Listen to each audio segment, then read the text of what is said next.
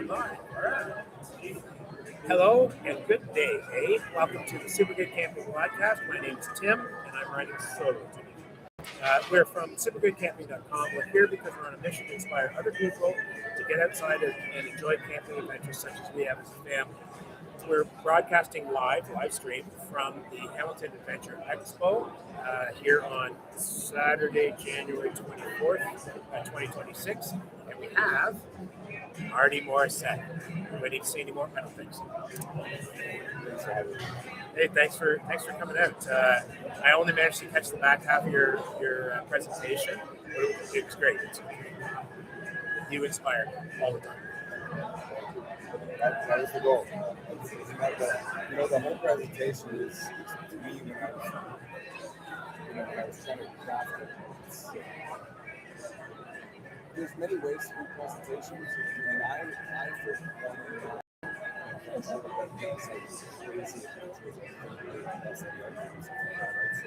I've always tried to bring to my content and my speaking and stuff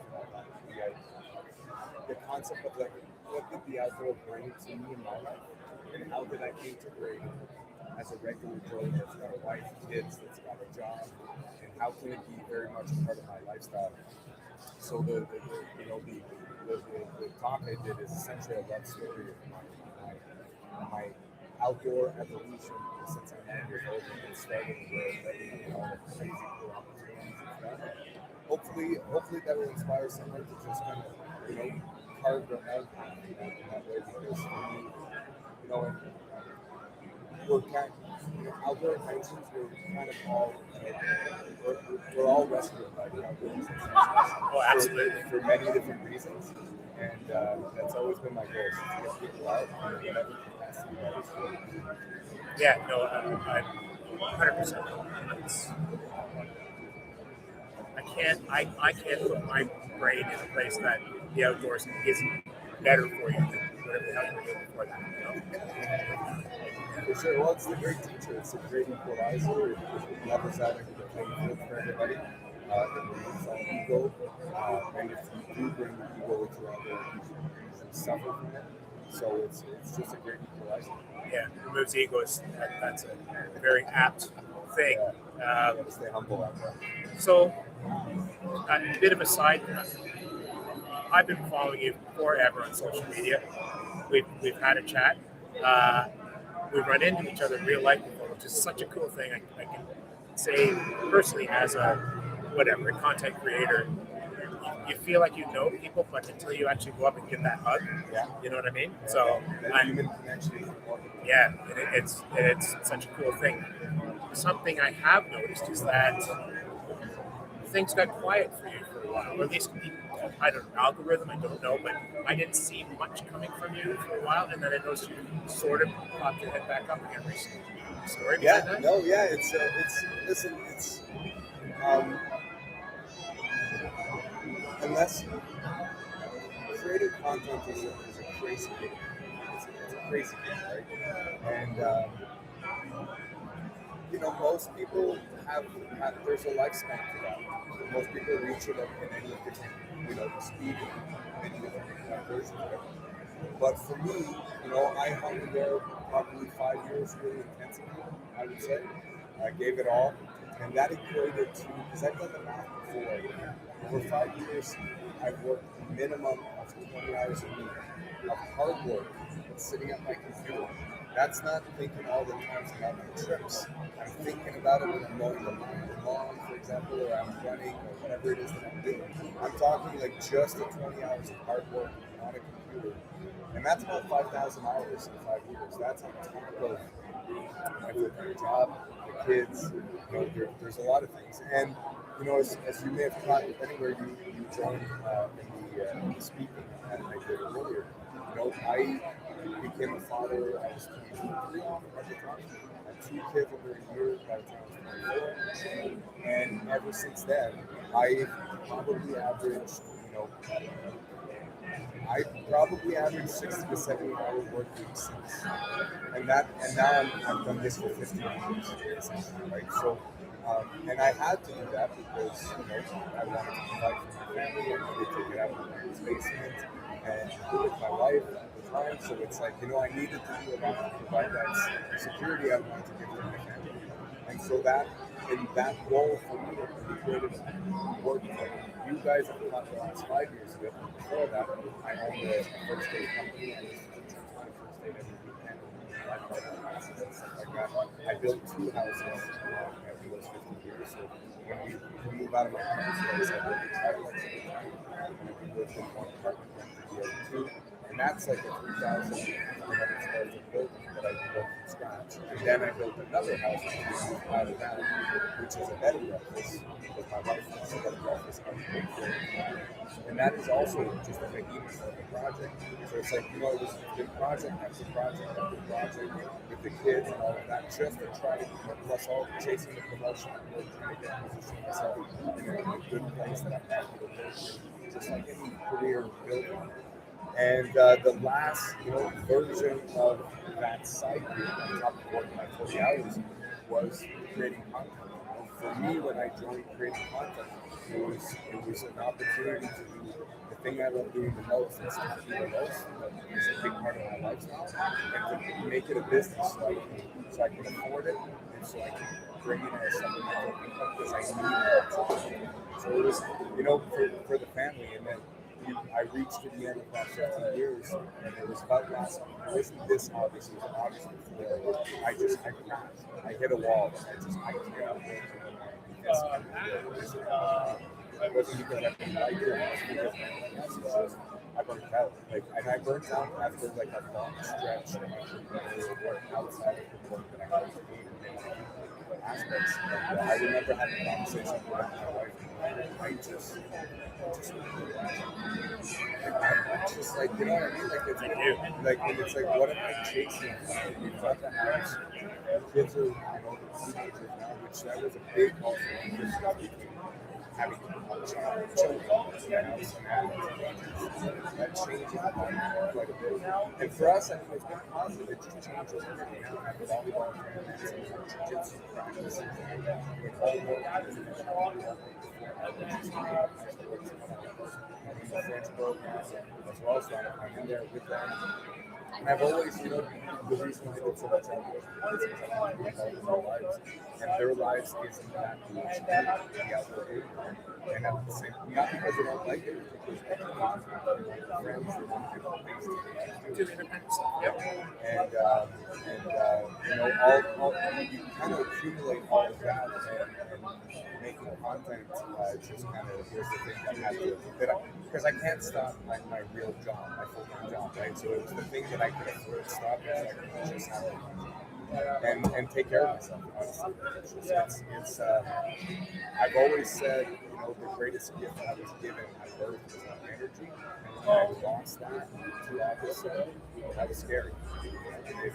I'm not particularly smart, I'm not particularly good at reading and writing. I just very if I don't have that attribute that's carrying all those things, it's worrisome for me. So I pulled back, and it's been an interesting kind of year and a half, 2 years. I still do, you know, like I kind of come out of retirement, if you will. I'll do a speaking gig here because I still love the community. I still believe in so many amazing people along the way. I'll do all these things, you know, but for the first time in 6 years, I did 4 trips this year. And that was nice to go back to that source as well, to not be constantly working out there. And now that I have teenagers, the filming became the third. It became the thing that was in the way, and the last thing I ever with my kids is creating my relationship with them. You know what I mean? So it was just an accumulation of things, and I pulled back, and it was definitely identity. There was a bit of an identity crisis where I had to kind of adjust because I didn't know so much what I do, and for my energy for working the jobs constantly, having all these projects and having none of it. So that was an adjustment on a personal side of things. But I've adjusted really well to it, and I get to, you know, now I get to go back to play bowling like I've been doing. That's what I'm doing with Evan, for example, to stage trip.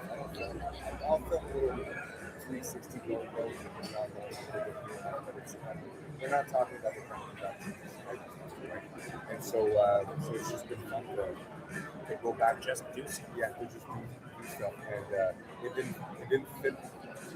It just didn't fit in. Man, I totally hear you. Not about me, but a quick. We were doing it year round. And we hit the end of, I don't know, we hit something like towards the summer of third year, and I edited about 9 months worth of videos just back in audio and stuff, and I just went, like I started to notice I was cutting corners, which is not me at all, and I went, I need a break. Like I can't keep doing this. I'm not enjoying this part of it. I love having the interviews, but the work part is just killing me. So we started taking hiatuses, and that's the win. It's, at least for now, that's the balance. A couple of months off. Okay, I'm recharged. I didn't video anything, but we can go back to interviewing people and talking about camping things and stuff like that for about 10 months, and then I need a break again. So yeah, I totally get it eats you up. It just burns you up, and and I mean, you've got a few years on me. I'm assuming you've learned what I'm about to say already, which is kind of, I'm just inching towards 40 now. But I have been living at 40 since I'm 23 because I had kids. Yep, I hear you. But it's like one of the things I've come to realize is life comes in seasons and in chapters. And if you, at least in my experience, if you can be attentive to that, when the seasons change and when the chapters turn, and that is organic, it doesn't feel like it's being ripped off in your head. It's just a nice change of pace. And for me, in terms of creating content, at least for now, it's just, I just felt the season change. And it is what it is. Like, a lot of people were concerned about with me at first. I'm like, I'm not even upset about it. I'm just, life brought me to the next chapter, which is the teenage years when my kids are being present in them. But that presence is so different. I used to literally just carry them with me anywhere I went on all these trips. Now I've got to bring in friends. I've got to drive them around everywhere. I've got to be around in a different way. And as a father, and that has just changed the time that I have. The kids used to go to bed at 8 o'clock. I could work 8 to midnight every night. That was my pattern for years. Yep. For 5 years I did this. It was 8 to midnight. I work every day, never stop. And now they go to bed at 11:30, and I start editing at 11:30. And I can't do this. It doesn't work anymore. Yep. No, I know. It's my number one advice I tell any. It's the number one thing I tell any new content creator out there that will reach out to me and they'll ask for advice and questions. And I love helping. Like content creation is something I love doing. And I'm in it right now, but I love coaching and I love helping people. And it's the number one I think I tell any young kid is stay single, don't have kids, live in your parents' basement. The least overhead you can have, the more leverage you'll have to be able to build a business. Yeah, you know what I mean. Like, I do. I like having kids. Oh, me too. I'm saying it's you need. I'm saying you got to see those. Like if you're 18, do that 18 to 25. It's hard. If it works out, great. If you're the one person that makes it, that's awesome. Now you can have it. But if you're trying to go full time in the situation that I was in, where I already had 2 kids, a job and a career and a house and a ton of responsibility, now you can't live on 25 grand a year. It just doesn't work. So, and in order to make the big money items that will allow you to give you that freedom to do that like full time, it's going to take years. It just takes time. Yep. And so you got to build it right. So it's a lot of the consumers of content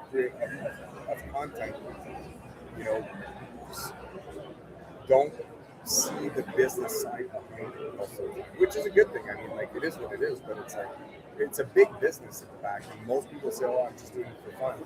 If you're spending 20 hours a week in your project, that's not just for fun anymore. It's because you see opportunities that you're hoping to get, and rightfully so. Like, there's nothing wrong with chasing opportunities in the field. you absolutely love those. Yeah, and I also think just on that note of people don't sort of content consumers. Yeah. Also, if you're doing your job well as a content creator, that makes it be that they don't spot. Correct. Right? Correct. You don't make it look like a job.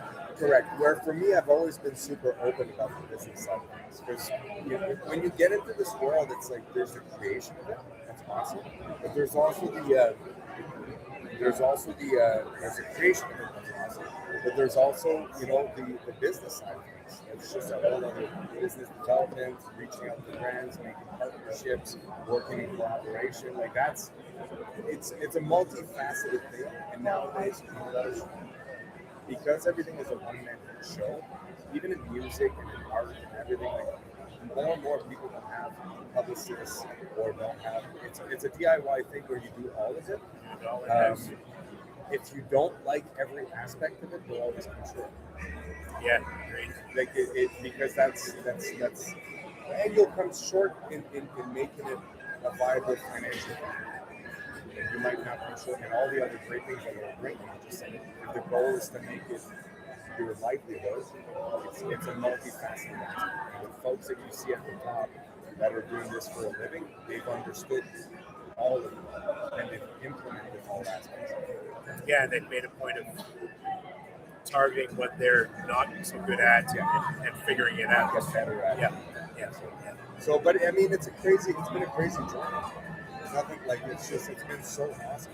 I was saying in the talk there, that, like I said, like the talk was about literally little stories from the age of 9 until today, and all the little lessons I've learned along the way.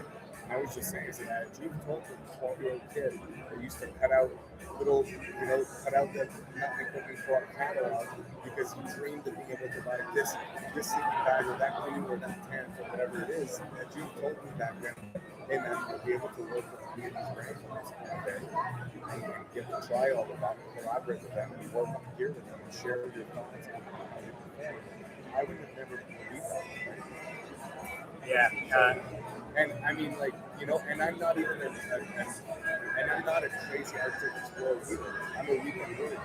Like, I go on 5 days. I would do some big, like I understand that my whitewater skills are high, so like it looks pretty big for those people. And I understand that I'm good at major camping, so I'll do 4 or 5 days in high altitude.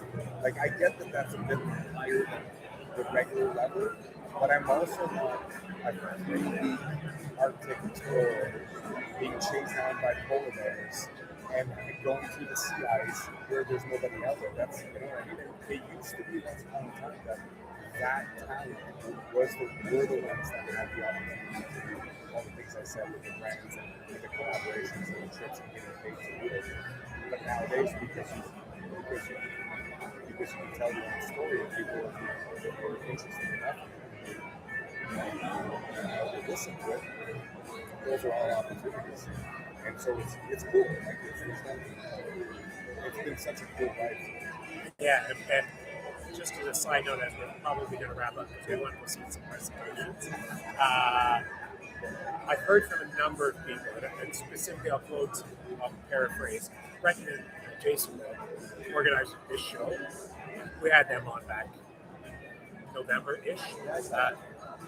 They actually pointed out that, and because I've heard from a number of people, but they pointed out that they did a trip because you did a trip and you shared so much information and were honest about things and didn't hide where your site was, weren't cagey about things, that they felt totally cool going, I think we can do that. Knowing their skill level, knowing your skill level, and your honesty when you produce that sort of thing, I think that's awesome. Because a lot of people, well, I agree, but a lot of people that do it as I'm not saying everyone, I'm just saying that there are folks out there that do it as a living. They will share up to a point, right? Just because it gets complicated. It does, and I think that's one of the things that most people like, and certainly I like about watching your content is I never even feel you're not sharing. Cool. There you go. Well, thanks for having me on. All right. Thanks for telling that story, because so many people have been reaching out and asking. I figured I should just kind of explain it once in one place. And you know, I do want to say, I said it over time, I am so eternally grateful for the people that joined me on the trip, on that journey of content creation. If it wasn't for the audience, people participating, like watching and liking and sharing and commenting, none of this would have been a possibility. Like I find that been extremely lucky. Like I've got to live, I've got to camp pro for a small portion of my life, and that's just a cool accomplishment that for me is huge. Yeah, it absolutely would be. That's it for us today. I don't know how to do this. Pamela does it, so We'll see you next time. we will. Thanks, everybody.